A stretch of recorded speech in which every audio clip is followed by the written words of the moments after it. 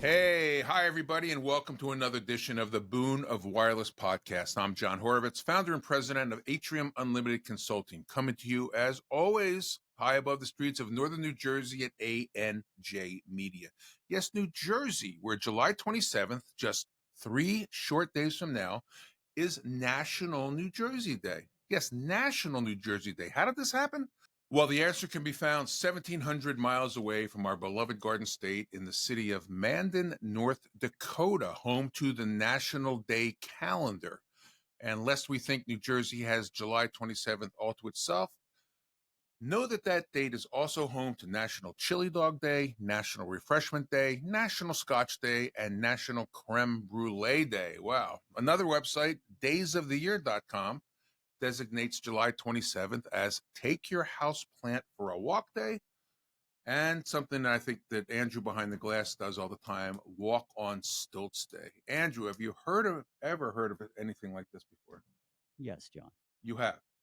Yes. So you have taken your house plant out for a walk and will do so on July 27th. Actually, I enjoy taking my plants out daily. Okay. Andrew, on a serious note, we have big news. How big? Very big. The Boon of Wireless Podcast is thrilled to announce that we have a new sponsor. A big welcome to Consumer Cellular, and thank you for supporting our podcast. Yes, Consumer Cellular, for almost 30 years, providing cellular service on the same towers and same coverage at up to half the cost of other nationwide providers. Their national coverage is fast and reliable, with plans starting at just $20 per month. And their U.S.-based customer service has been ranked number one. Yes, number one among wireless value MVNOs 17 times in a row.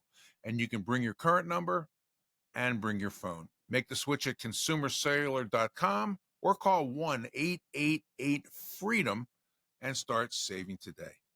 All right, my guest today is the CEO at Vesta, the market leader in generating higher approvals and lower costs for telcos in their payment operations.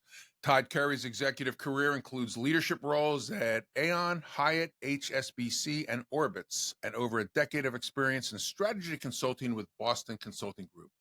A passionate technologist and analyst and machine learning and AI expert, Todd's expertise has made Vesta the leader in telco payments and a burgeoning force in telco customer insights. With over 100 million transactions processed every year in 40 plus countries, Vesta is helping wireless providers turn their payment systems into a competitive advantage.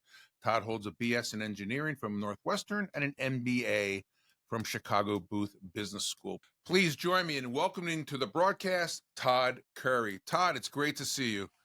Great to see you, John. Thank you. Yeah, I know we haven't met in person. We've chatted, and very interesting things that you're doing at Vesta. So why don't we just jump into it? So for our listeners and viewers who aren't deep in the payment world, what exactly does Vesta do, and how did it become the go-to payment partner for major carriers like AT&T and Vodafone? Vesta got its start about 30 years ago. And in some ways, I think we're a big payments company that no one's heard of. And that's a shame. It's in part because Vesta went in a different direction for the past few years, and now we're sort of coming back in and swinging hard. But we got our start 30 years ago with AT&T, helping them to pull fraudulent transactions out of the payments that AT&T was processing. We got really good at spotting the patterns and spotting the fraudsters, seeing where the little fraud blooms were happening and shutting things down. And that skill allowed us to take those, really help other telcos all around the world. We've got a presence all throughout Europe with Vodafone, with Air, with Meteor. We handle payments for Telcel in Mexico, Rogers in Canada. So big MNO focus. But I came in a few years ago to help steer the company back into growth in the telco space. And that, of course, means going after the fastest growing part of the business, which is MVNOs, and changing our tools, changing everything to bring Vesta back into the picture. I hope this year we can do our part to make people know who we are. We're the fraud fighters who take the fraud out of payments and help, frankly, help telcos to grow. Well, there's fraud everywhere, as we know, and you and I have both been in this side of the wireless business for a very long time. What types of fraud are specific to wireless? Things that the MVNOs and the MNOs really need to watch out for? Yeah, it's a great question. I think there are lots of different types of fraud out there, and fraud is dynamic, fraud is ever changing. So I think as I try to educate people about fraud, I think the dynamic part is really important to understand. Um, there are fraud rings, there are fraudsters using bots, there are fraudsters using AI. The enemy is ever changing here. So we look very closely at all of our transactions and try to spot the patterns as quickly as we can and shut them down. Oftentimes, what's affecting one of our customers in England right now will be hitting us onshore in 30 minutes. We can literally watch the patterns across the globe. Fraud rings tend to work kind of in close proximity. So we'll start to see little cells form, and we know how to sort of see as somebody's using one card and trying to pay down multiple accounts. We'll sense that and shut it down. There's also, because it's a low price point, it tends to be used for probing or testing. So if somebody has a card that they think is good, before they test buying a big screen TV at Best Buy or trying to transfer money with MoneyGram, they may run it through a small purchase to see if the card is actually good. And that may just be incidental fraud to them, but that hits the bottom line of an MVNO, and we look for that and shut that down whenever we can. There are obvious fraud issues in the prepaid space. I mean, I can go into a independent dealer today or a big box retailer, and my name is Bill Smith or Mickey Mouse. It happens every day. You don't need any ID or credit check. But what type of fraud are you seeing in the postpaid world? Postpaid still can suffer from first and third party fraud. So again, someone trying to pay off this month's bill with somebody else's credit card, or somebody with first party fraud potentially using mom's credit card or grandma's credit card to try to pay off their phone bill, and then teeing up a chargeback for next month. So we see that definitely in postpaid the fraud rates are lower, but they're still quite high.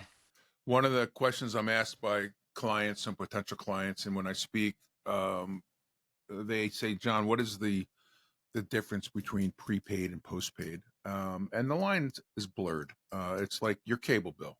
If you sign up today, the 24th of July, you sign up today, you're going to get billed in a few days for prorated 5 or 6 days, and your next bill coming up. That's how postpaid works. Prepaid, obviously, you sign up, you 30 days, or on a promotion sometimes it's 45 days. If you don't re-up that prepaid card, the carrier or MVNO shuts you off. In the postpaid world, as we all know, that you don't pay your bill by the 15th or whatever date it is, that you get a gentle reminder, I'm sorry, did we cross in the mail? And then those dunning notices become a little bit meaner and meaner until you go to collections and write off and all that kind of stuff. How important is it for a postpaid MVNO to get the customer information? Now, obviously, everybody in both pre and postpaid is trying to get the customer's credit card for auto payment every month, and that's why you see usually about a $5 discount off your bill every month. But how important is it for the postpaid and the prepaid dealer to get the information, the basic information about who you're doing business with and a credit check, especially in postpaid? Anytime you've got a handset purchase involved and you're financing that over a period of time, it's a big purchase. That's going to certainly get into more of a know your customer, do a deep, pull a credit bureau, get a better understanding of who that customer is. We stay away from that part of identity, of customer identity. We focus just purely on the transactional payment side, although who knows what the future holds for us. It might be something we come back and do. But even for a postpaid customer, we often reach out to reach out to some third parties to say, what do you know about this person? Identity is a very tricky thing to pin down, as you know, and I try to I try to tell people this is not exactly cocktail party discussion when I say this, okay? But identity is probabilistic.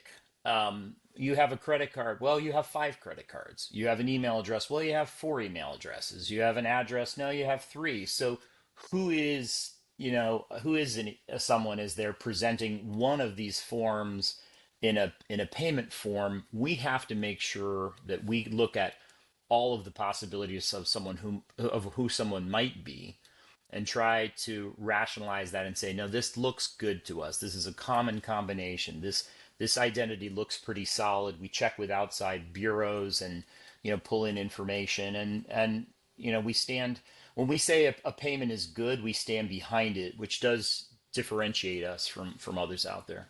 Okay, I wasn't going to ask this, but when you talk about different payment methods, crypto, does that give you a more secure customer, or does that open you up for additional fraud? Certainly with any new payment vehicle, there's going to be a potential for fraud, but there isn't the same kind of recourse mechanism for chargebacks with crypto. So in some ways, it's safer. I think we're going to be doing crypto by the end of this year. We're pretty excited about it. I think for some customers, it's a really big draw. I truly do think that some people will get into a postpaid account if they can use a crypto means of payment. So I think it'll be accretive to the industry.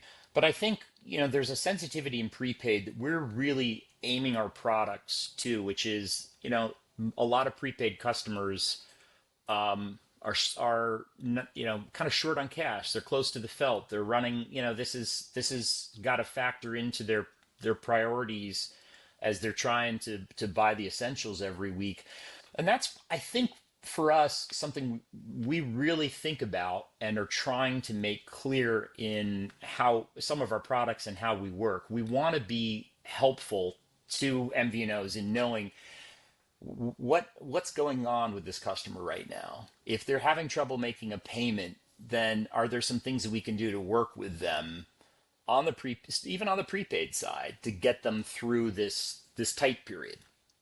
For example, one of the products we have is called Roundabout. And I would say we call it that because, in contrast to most payment processes today, if you don't have the money, you get a stop sign, right? It's just very simple.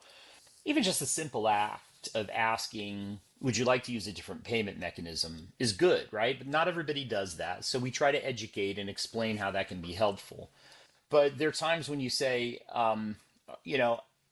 imagine a hypothetical Joe six-pack got paid on Friday, and now it's Saturday mid-afternoon. He's gone to the grocery store, went to the pharmacy to pick up formula, and he knew he had to pay his wireless bill today. But with inflation, he doesn't know how much he's got left on that card. Well, we have a number of things we can do. And one is we can say, would you like for us to retry in over 3 or 4 times over the next 24 hours? Just give them a little bit of a grace period so they know, oh yeah, I've got to put more money on the card. I've got to figure that out. That helps resolve a lot of insufficient funds issues. Another is we're beginning to work with some of our larger customers to say, listen, it's $24.99, but will you take $24.50? Just a little bit of grace, and you don't want them taking advantage of you every month. I understand the price is what it is, but that little bit of grace gets a much higher approval level. And so there are other things that we do along the way, interactions that we can help to facilitate with the customer. Split the payment, drop down to a lower plan. We can do all of these things programmatically because we treat that decline the same way for most credit card companies. Hey, it's just a simple stop sign. It's a yes or a no. But for us and for the telco that we're working for, getting a yes is pretty important. Even a slightly downgraded yes is better than a no, because with that no comes churn, and churn is the enemy. Todd, I mentioned earlier in the broadcast that there's fraud in almost every industry. And other than the handset fraud you talked about, can the fraudsters actually make money on the service revenue? that the carriers and MVNOs are looking to collect. And do you see any other fraud things coming down the pike in the near future?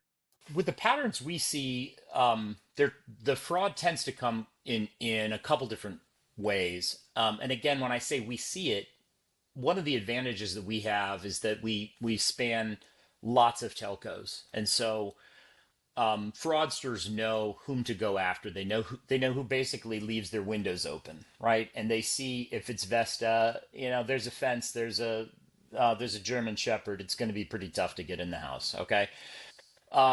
And nevertheless, they are going to try. They're going to look for weak spots in our algorithms. They're going to look for weak moments, and we try our best to never have any, and pay the price ourselves out of pocket when we do. So what we also though have a bit of an advantage in that we have some money transfer clients. We work for large money transfer entities. And what I'd say, John, is you think about a fraudster who's got a hot card, they're going to go to places where they can drain that card very quickly. And that's going to be their first order of business is how can I get the most out of this card? If I can take $1,000 credit line that's wide open and transfer it to my buddy by doing some money transfer, I'm going to do it. So that business is super risky. And again, we're involved in preventing fraud there. Oftentimes we'll see that fraudster attempt those things, and then they maybe go and try to buy some things at Amazon, try to buy some gift cards, and then towards the end, again, this pattern that we often see is they're coming to a telco and trying to prepay some of their buddies' accounts and do so on this hot card. So they're getting paid $10 bucks, $20, maybe getting 50% of the rate in doing that for their friends. And they may do it 6, 8, 10 times. That is to them just a nice little dessert after a pretty big feast on that fraudulent card, right? But to the telco that's getting hit, this is a bunch of chargebacks as you discover that the actual owner of the card is saying no, no, no, no, 4, 5, 6 at a time. It can be, pretty brutal. The other thing I'd say is because, especially with prepaid in some countries, it's a relatively low monthly amount. Fraudsters will keep accounts open and they'll test. They'll test a $5. I mentioned that, in our other conversation that they'll look to see if a card can accept those transactions. And so what may just be a seeming test as far as that fraudster is concerned, again, it's going to turn into a chargeback that starts to hurt the reputation, starts to hurt the finances of the telco that they're defrauding. All right, let's step away from fraud and talk about all the good things that Vesta does. Most people think of payments as just the final step in the transaction, but how can payments actually help MVNOs grow their revenue? Let's talk a little bit about that. When you're starting off as an MVNO, you say to yourself, okay, I know I've got to take payments. How am I going to choose a processor? I'm going to choose them by brand, size, and rate. Okay, and then I'm going to talk to my tech guys. This is what we hear from our customers, what we hear in the marketplaces. I was looking at JP Morgan Chase. I was looking at WorldPay. I was looking at somebody, and then I talked to my tech guy, and they said, I use Stripe. So Stripe is out there. A lot of MVNOs use Stripe. We're a huge, huge partner of Stripe. We're a wholesaler for Stripe. We love Stripe. Everybody loves Stripe. But the problem is in making the decision on these 3 or 4 things is that you've left, like, the road to your house is really important, and who controls the stop sign in front of it, is critical. You've ceded all control to somebody who does not have your growth as their top priority, right? And that's what they often don't ask about is the most important thing is what kind of approval rate am I likely to get? That's a complete unknown if you're just starting, but they need to understand high approval rate is incredibly important. And is that a function of the customers? Of course it is, but it's also a function of the tools that you deploy And it's a function of how much risk that processor is willing to take on your behalf. Because with chargebacks, they pass all the costs to you. You pay for their mistakes. If they make a mistake and let a fraudulent customer through, they hit you for it. You get too many of them. Any processor, you get too many of them, you're going to hit the warning track, and then they're going to say goodbye to you. They're going to say, we just can't afford to have you as a customer. So they're controlling the stop sign. They're controlling, and they're forcing you to pay for their mistakes. We just think that's a bad proposition. And what does Vesta do differently? We guarantee the payment. If we say it's good, it's good. And if it ends up being a chargeback, hey, that's on us. All right. I think we are a high integrity company. We are fraud fighters. This is what we do. And so we stand behind that. But we don't get paid if it's a decline. Yeah. Right? Right. So we actually are incentivized to get the highest approval rate for you as one of our customers. And so that's why I mentioned, our roundabout product is about turning the stop sign of a decline into a traffic circle, a roundabout. How can we find some other ways to yes? That for us is super critical. It's critical for our MVNO and MNO customers as well. They want as many yeses as they can possibly get. That puts us on the same side of the table as our customers, and that's where we like to be. You said that some MVNOs might be losing money actually without realizing it. It's huge. What are the signs that their current payment setup isn't working like it should? One of the things we like to talk to them about is not just what they're paying. That comes up in every conversation. Rate is always going to have a focus, and we can offer lower rates than rack rates. It's important to put that, address that right out of the gate. Whatever you're paying someone else, we can beat it. We make that promise. We do have to, scrub the numbers pretty hard, but we know that our processing rates are really, really good. So then as we look more fully, okay, what are your decline rates? What are your chargeback rates? It's not uncommon to see MVNOs who are paying all in 5, 6, 7. I've seen 11%, John. I've seen an MVNO come to me with, my chargebacks are so expensive because I'm getting hit for the original sale, and then I'm getting a $25 fee, and my overall processing rates are going up because I've got too many of these. I'm now into these guys we've seen 11%, and that is just insane. I don't know how that's the point at which I don't know how you're making money when you've got network fees and acquisition costs for those customers. That's just rough. And we shake our heads and say, put us in, coach. That's when we want to jump in and take that cost down.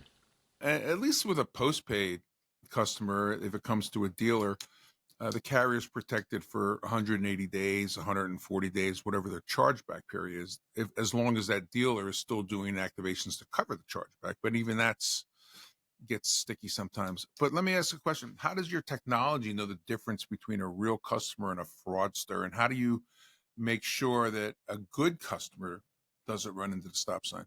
We are very, very good at this after 25 years of doing it. And so it's about having not only the right model, but the right models. It's plural, and it's a lot of models. So we will try to dissect every reason why, not just every reason that may stop that payment from going through, which includes everything we can know about that customer, the probability that they are who they say they are, the probability that they're not, what we see in the browser behavior on whatever device they're coming through. We take a good look at those elements. And then we're also looking at the back end. Which bank is most likely to say yes to this transaction?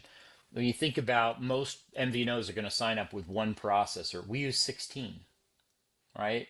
And the reason is, in some countries, you really have to have a relationship with multiple banks in that country. And these processors are not 99.999% available. They do have periods where they go down. They have some customers where they are less likely to say yes, and we spot that. So we have models that predict which acquirers are most likely to say yes, and we bring those two things together. The wireless industry is known for the only thing that's constant is change. And our space is changing very fast. We've got eSIMs, digital wallets, new ways to top up, crypto, et cetera. How do payments need to evolve to keep up with all this change? Yeah, it's a great question. I think eSIMs are certainly a higher risk category out there. And when we talk to eSIM companies, we know fraud is really a big deal for them. So that's a challenge because it's such a transportable and kind of temporary good as it's sold, by many people out there. So I think that those present some different, not necessarily unique, but some different risks. Crypto will present us with some different risks. I think what's going to change is we all need to be looking at Reddit and TikTok and those places to see, okay, when Gen Zers get off their parents' plan, do they run to have a big, postpaid plan like their parents, or are they moving more towards a very competitive MVNO offering? And people are going to want to have high portability, be able to have multiple plans on a phone um, to get access to content or to get access to some of the amenities that may come along with those affinity brands. The changes we're going to see are just more of that portability, a generational shift. Yes, a shift to crypto. Um, n- you know, I don't. It's hard to know exactly which way this next generation will go, but we're certainly trying to keep our eyes on them. Interesting stuff, Todd. What's next for Vesta? Any new products or tools you're excited to bring to the market? As we went back to the drawing board last year, we talked to a lot of MVNOs and MNOs about the problems that they were facing, and our roundabout product suite is huge. Trying to take the stop sign and bring it down, turn it into this roundabout where we can get to a yes one way or another. I think that's critical for us. We've got some patents in doing that, and that we tend to go with our other patents in fraud detection. I mean, this is something we take super, super seriously. So there's a lot there. I think for us, we see that in some countries we know all the players. We know we have relationships with all the MNOs and a number of MVNOs, and that's going to usher in for us a move into the insights business. We want to be able to showcase to our customers, hey, this is where you're winning and this is where you're losing. This segment, this age group, this plan, focus on showing them how customers are moving and how quickly customers are moving away from higher price plans, what segments are doing so, etc. We see that we need to be experts in prepaid customers all around the world. We need to in order to accept their payments, and we should turn that expertise into analytics. For us, the first major piece of that is going to be really showing what churn looks like. And there are BSS companies, there are other folks out there who can cast a bit of light on what churn looks like. We intend to get very deep, very dirty, and helpful with turning those churn insights into opportunities for better retention, better growth. So insights for us, 2026, we will roll that out in broad form, but by fourth quarter of this year, we'll start to do it with select partners, and that's going to be huge for us. Andrew, Yes, John. it's time to once again talk about consumer cellular. Yes, consumer cellular serving the over 50 market for almost 30 years. Don't need big buckets or unlimited data that's costing you too much money each month? Try Consumer Cellular's 2 lines and unlimited data for only $30 each per month.